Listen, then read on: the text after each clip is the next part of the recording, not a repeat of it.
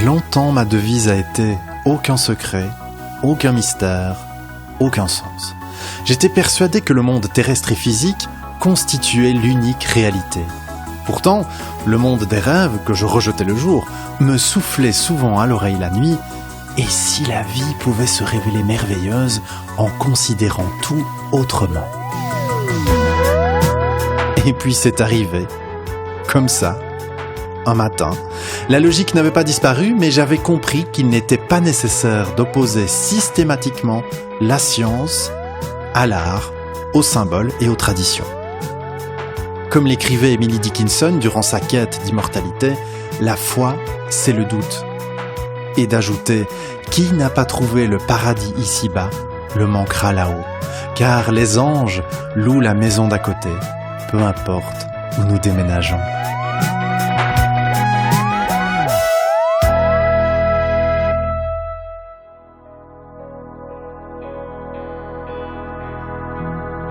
L'alchimie, la mère spirituelle de la chimie moderne, si souvent discréditée, et pourtant, qui n'a pas rêvé de découvrir la pierre philosophale pour transformer le vil en or, rêvé de découvrir la médecine universelle pour soigner ses maux, rêvé d'atteindre l'immortalité pour lever un coin du voile du mystère de la vie, de la mort, de l'univers et de la conscience. Rêver, oui, rêver car les liens entre le monde des rêves et l'alchimie sont si évidents qu'il est cohérent d'admettre qu'un même processus est à l'œuvre derrière ces mondes symboliques.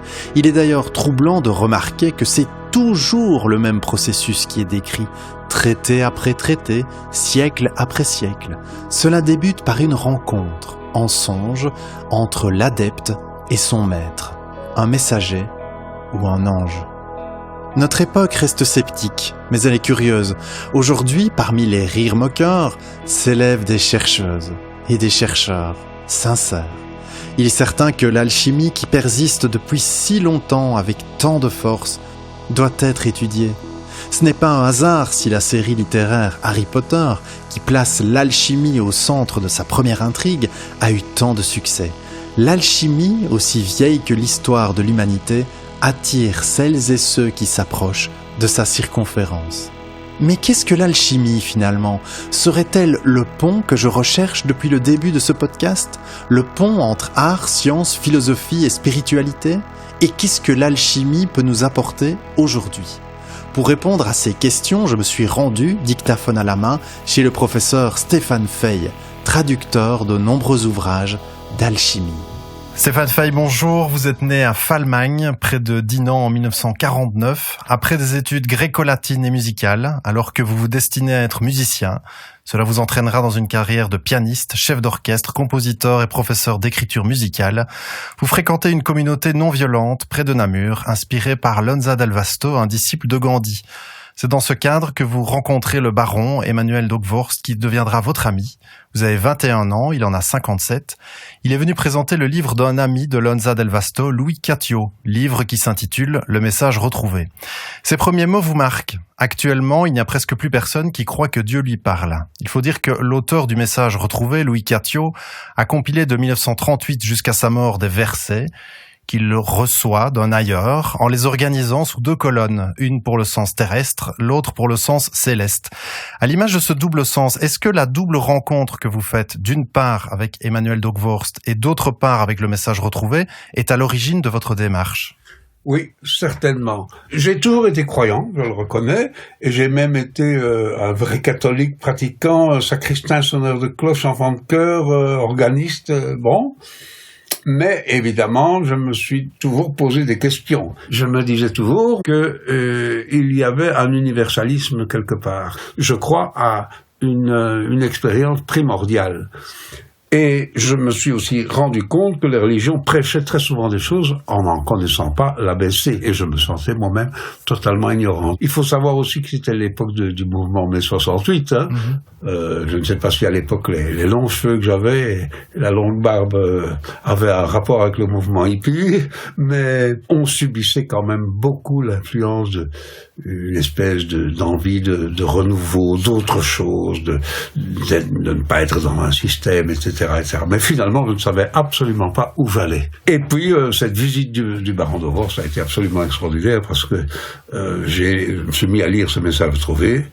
Et le premier, sans même me rendre compte qu'il s'agissait d'un livre prophétique. Je savais que les prophètes existaient dans l'Ancien Testament, etc., mais chaque fois que je lisais ce message trouvé, qui est un ensemble de versets, et je me disais, peut-être de manière très prétentieuse, mais enfin, cet homme a réussi ce que moi j'ai toujours raté. J'avais l'impression que c'est moi qui aurais dû écrire ce livre.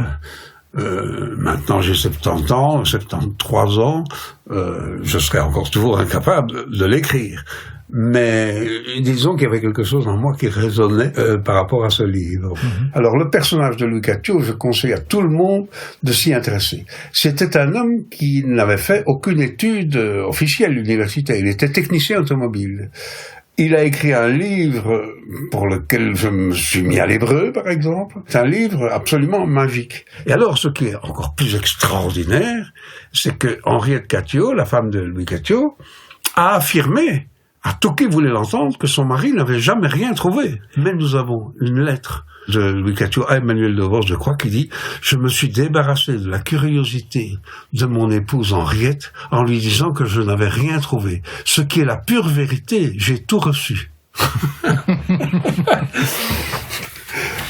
Emmanuel de Worst vous initie à l'hébreu, à la Kabbale, la compréhension symbolique de la Bible. Il vous pousse vers l'exégèse, l'interprétation de textes qui semblent de prime abord obscurs. Vous pratiquez pour vos recherches pendant des dizaines d'années intensivement le latin, le grec, ce qui vous amène à fonder Scola Nova, une école privée unique en son genre où le latin y est parlé couramment. Lors de sa création, vous précisez que ce qui paraît une innovation était pourtant normal à l'époque d'Erasme et qu'il ne s'agit que d'une méthode d'enseignement des langues classiques héritée de la Renaissance qui en prévoit l'usage actif. Est-ce que cette volonté de transmission en créant cette école s'inscrit dans la lignée des cours que le baron de Worst a dispensé généreusement à vous et ses amis pendant plus de 20 ans? Oui, en tout cas de manière indirecte. Le baron de Worst fulminait contre l'abêtissement généralisé et programmé, et donc j'ai immédiatement fait un enseignement à domicile, qui était un échec. Mon fils était seul dans cette école, alors qu'il avait fait un toute boîte dans la moitié du Brabant wallon. Et heureusement, à la fin de l'année, j'étais 4, et puis l'année suivante 8, ça a été exponentiel. Maintenant, on a une centaine d'élèves. L'État, évidemment, nous a vu comme une véritable épine dans sa savate. Décret, arrêté, contre l'enseignement. On nous a assimilé à l'enseignement à domicile. Et donc, chaque parent est face à l'État. Et donc, il n'y a pas moyen de nous attraper avec un filet à papillon. Voilà.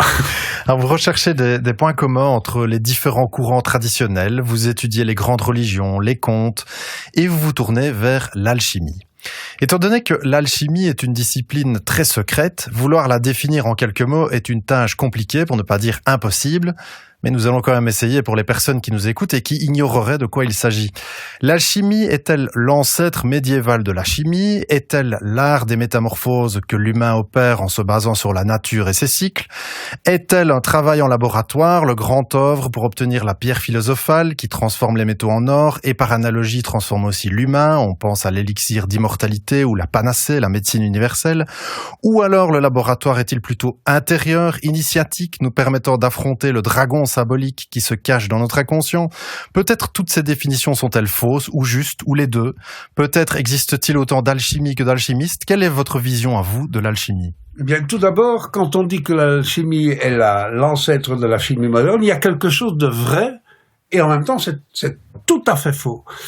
C'est vrai en ce sens que la chimie moderne est née d'une interprétation totalement gauchie des textes anciens. Ça, c'est certain, et beaucoup de termes de l'alchimie des anciens ont été repris, comme par exemple les termes de mercure, de soufre, de sel. Vous savez que tous les métaux portent des noms de planètes. Oui. Une intoxication en plomb, c'est une crise de saturnisme. Cuprum, le cuivre, ça vient de Chypre, c'est l'île où était Vénus. L'étain, stannum, c'est Jupiter, etc., etc. Donc, on a repris des termes de l'alchimie traditionnelle. Mais elle n'a rien à voir, en ce sens, déjà, je vais reprendre une définition du baron de Worst qui est très claire. la chimie moderne met en rapport et essaie de conjoindre des corps qui ne sont pas faits pour aller ensemble. Tandis que l'alchimie traditionnelle unit deux corps qui sont destinés l'un à l'autre depuis toute éternité. Et donc il y a réellement une science objective, au sens moderne du terme, avec hypothèse de départ, à vérifier et vérification. En ce sens-là, les sciences profanes et l'alchimie sont absolument identiques. Donc, les théories à la Jung et tout ça, malgré tout le respect que j'ai pour cet homme savant, qui ferait de l'alchimie uniquement une évolution intérieure et qu'il n'y aurait pas de véritable athanor, de véritable distillatoire, etc., c'est faux. L'alchimie est une science opérative. Cette science est très, très secrète. C'est une science divine. Et là où elle se différencie des sciences profanes, c'est qu'une science profane, vous décidez de l'apprendre, vous faites des études de physique nucléaire, et si vous avez un bon cerveau et que vous êtes persévérant, vous aurez un diplôme de physicien nucléaire. L'alchimie, vous pouvez l'étudier pendant 50 ans. Si vous ne recevez pas le don de Dieu, si on ne vous la transmet pas, vous ne la posséderez jamais. Alors, on entend souvent dire que l'alchimie est intimement liée aux textes mystiques et philosophiques hermétiques qui datent des premiers siècles de notre ère et qui sont attribués à Hermès Trismégiste, un personnage mythique de l'Antiquité grecque et égyptienne. Le corpus hermétique reste assez méconnu jusqu'au XVe siècle où, à la demande de Côme de Médicis, une première traduction est réalisée à Florence par Marsile Ficin, à qui l'on doit probablement les arcanes du tarot, sathétisés sur base de savoirs anciens, et émerge également cette époque via la traduction arabe d'un document original grec, la table d'émeraude, également attribuée à Hermès Trismégiste et qui contient le fameux « ce qui est en bas est comme ce qui est en haut et ce qui est en haut est comme ce qui est en bas ». La table d'émeraude est souvent considérée comme un pont entre alchimie et hermétisme. Selon vous, est-ce que c'est ce bouillonnement d'idées à la Renaissance qui aurait amené les alchimistes à voir en Hermès le fondateur de leur art, ou est-ce que cette filiation existait déjà avant et a juste été mise en lumière durant cette période ? Elle existait déjà avant. Toute l'Antiquité était hermétique. Le dieu Thoth des Égyptiens n'a pas attendu l'Empire romain pour se manifester. Mais c'est vrai que pour nous, la grande source, c'est la bibliothèque d'Alexandrie, des écrits comme Zosime de Panopolis, du IIIe siècle après Jésus-Christ, tout ça. On a quand même un édit de l'empereur Dioclétien qui fait rechercher dans tout l'Empire romain tous les traités d'alchimie. Pour quelle raison ? Une raison bien pratique, comme l'étaient les Romains, c'était d'éviter que les Égyptiens, ne fabriquant de l'or, ne parviennent à élever une armée contre les Romains. L'alchimie se retrouve en Chine, elle se retrouve partout.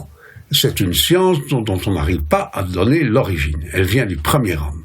Et c'est vrai que historiquement chez nous, c'est surtout à la Renaissance, ce fameux Marsile Ficin, le tarot de Marsile ou le tarot de Marseille, Ange Policien, Pic de la Mirandole, l'abbé Trithème surtout, après Corneille Agrippa, Paracelse et tous ces gens, il y a eu un renouveau, quelque chose d'extraordinaire. À tout point de vue, on a découvert qu'après le cataclysme social d'une religion d'esclaves, qui était le christianisme et qui avait assez bien abattu l'Antiquité, on redécouvrait que les anciens savaient tout, en réalité.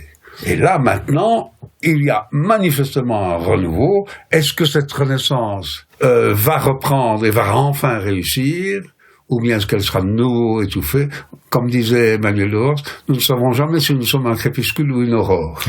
En 2005 sort votre traduction des arcanes très secrets de l'allemand Michael Mayer, milieu du XVIe siècle, médecin et conseiller de l'empereur Rodolphe II.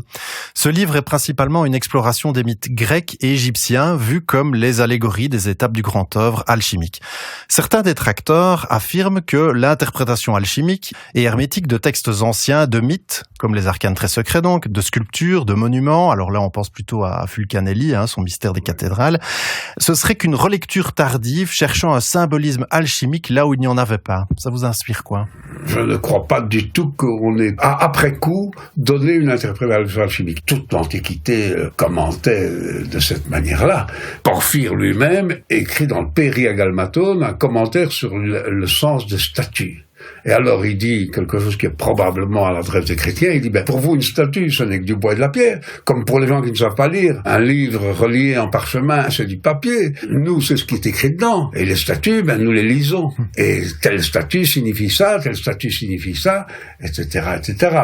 Et en réalité, tous ces sages ont toujours été du même avis. Oui. Ils sont unanimes.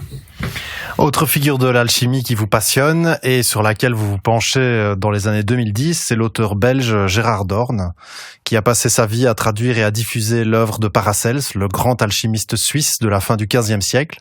Cet intérêt culminera avec la traduction des 10 archidoxes de Paracels, commentés par Gérard Dorn et publié chez Beya en 2018. Alors, j'adore parce que les 10 archidoxes se résument en réalité à 9, puisque la 10e est volontairement gardée secrète par Paracels. Vous dites, Paracels enseigne à mots couverts le mystère de la régénération spirituelle et corporelle de l'homme divin tombé ici-bas. Son style rude et embrouillé masque une sagesse sûre et une érudition à la finesse admirable. Plus le lecteur croit avoir compris, plus son attention doit croître pour éviter le piège. Est-ce que cette façon de procéder, qui se retrouve dans une majorité d'ouvrages alchimiques, c'est-à-dire une réalité qui parle d'une autre ou qui est présentée sous des noms différents, ou plusieurs réalités regroupées sous le même nom, des allégories, des symboles, est-ce que ce langage rendu secret est utilisé pour faire de l'alchimie une connaissance élitiste ou pour ne révéler son art qu'aux chercheurs sincères et égarer les autres? Mais c'est élitiste et c'est bien en cela que les chercheurs seuls, sincères, peuvent se trouver. Mais c'est un don de Dieu. Et c'est vrai que les alchimistes, on peut les taxer de menteurs. C'est ce qu'on appelle d'ailleurs la révélation. Révéler vient du latin révélare, recouvrir d'un voile. Donc l'ignorant ne peut s'en vouloir qu'à lui-même s'il a été pris par les images de la chose qui à la fois éloignent l'indigne et surtout l'avare qui veut absolument fabriquer de l'or et en même temps, ils disent la chose très clairement pour celui qui la sait. Voilà le gros problème de cette révélation.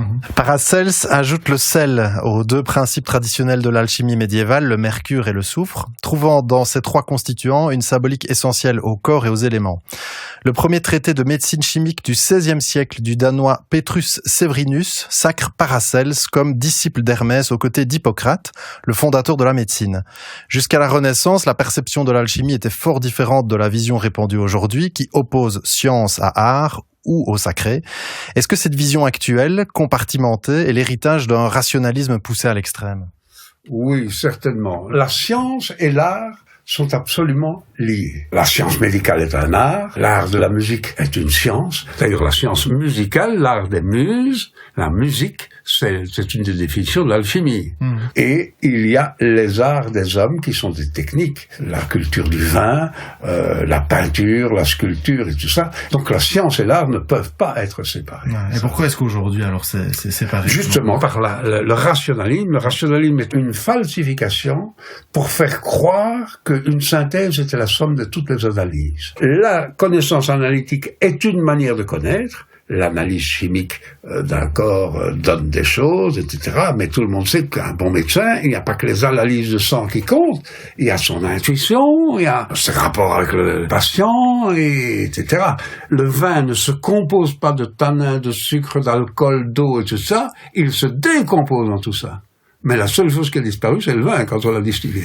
Moi qui suis pianiste, je connais le 4e doigt de ma main gauche, comme aucun spécialiste chirurgien de la main ne la connaîtra. Il a sa connaissance à lui. Mais moi, je connais mes doigts comme si c'était des gens de ma famille. Je connais leur réaction. Lui ne sait pas ça. C'est une autre manière de voir. Dans l'amphithéâtre de la sagesse éternelle de Heinrich Kunrat, un disciple allemand de Paracels, on peut observer la gravure d'un laboratoire alchimique. À gauche, on voit un alchimiste à genoux devant une série de livres sacrés, au-dessus desquels on distingue le mot hébreu Okma qui signifie sagesse et qui correspond à la 2e séphira dans l'arbre de vie de la Kabbale juive. C'est le principe divin. Au centre, on distingue une table accueillant des instruments de musique, portant l'inscription « La musique dissipe la tristesse quand l'Esprit de Dieu chante joyeusement et emplit de sainte joie les cœurs », ce qui montre l'importance de la musique dans le grand œuvre. C'est le principe psychique. Et à droite, on devine le laboratoire, le travail sur le mercure, le soufre, les métaux, c'est le principe de la matière. On sait que la connaissance et la transmission de la sagesse ont animé vos recherches et vos livres. On sait que vous avez été musicien. Alors j'ai envie de vous demander, si c'est pas trop indiscret, est-ce que le 3e principe de cette gravure, le principe matériel, a fait partie du grand œuvre de votre vie? Et si c'est pas le cas, pourquoi? Il est évident que si j'étais un opératif, je n'en parlerai pas. Si j'avais un laboratoire, donc de toute façon, si je vous dis que j'ai pas de laboratoire, vous allez croire que j'en ai quand même un, et alors que c'est peut-être la vérité, je n'en ai peut-être aucun. Donc, un véritable opératif ne va pas aller se vanter qu'il a un laboratoire quelque part. Même d'ailleurs de manière très pratique. Je connais plusieurs cas de gens qui ont essayé de s'emparer de la matière. J'ai rencontré un jour quelqu'un de Verviers, un pompier, un type qui était pompier. Il avait déjà la matière et à un moment j'ai dit qu'est-ce que vous ferez si vous aviez je m'en servirais comme moyen de pression. Et je sais que je suis retourné à ce moment-là en me disant si j'étais un sage, ça fait déjà une personne à laquelle je sais que je ne transmettrais pas. C'est ça, ouais. Donc c'est certain que la connaissance expérimentale doit rester absolument secrète. Ça je crois qu'ils le disent tous dans leurs traités. N'empêche qu'il y a plein de descriptions d'Athanor, de fours, mais vous avez aussi beaucoup de maîtres qui disent finalement il n'y a qu'un vase, ou bien deux. Tous les mots des alchimistes sont comme des dés pipés. Alors il y en a qui disent mais et si finalement il n'y avait rien? Alors s'il n'y a rien, ce serait extraordinaire, ce serait la seule chimère qui aurait un degré d'immortalité extraordinaire. Pour parvenir à se transmettre d'âge en âge, en sachant que c'est un mensonge, mais imaginez un mensonge qui parviendrait à communiquer à ses descendants, de maintenir ce mensonge, et pour que ça réapparaisse tous les 2-3 000 ans, et que chaque fois égal à lui-même. Mais alors ce mensonge aurait déjà par lui-même un accent d'immortalité qui serait inexplicable. Rien que déjà ça, je crois, est susceptible, c'est d'ailleurs arrivé dans l'histoire, d'amener des rationalistes purs et durs à admettre qu'il doit y avoir un secret réel. Vous avez un auteur qui est Louis Figuier, qui est un auteur très prolixe et qui a écrit L'alchimie et les alchimistes. Et Emmanuel Dehorst conseille toujours la lecture de cet ouvrage, parce que l'auteur ne croit pas à l'alchimie. Mais il faut lire son livre, parce qu'il cite au moins 40 cas où il reconnaît que là, il ne comprend pas comment on a pu rouler des orfèvres, des évêques, des tas de gens qui étaient là et il cherche encore toujours le truc de cette transmutation. Les transmutations métalliques sont dans l'histoire et un phénomène qui est difficile de nier. Stéphane Fay, merci pour cette rencontre autour de ce sujet aussi passionnant qu'intriguant qu'est l'alchimie. Je vous laisse le mot de la fin, quelque chose que j'aurais oublié de vous demander, que vous voudriez dire, votre conclusion.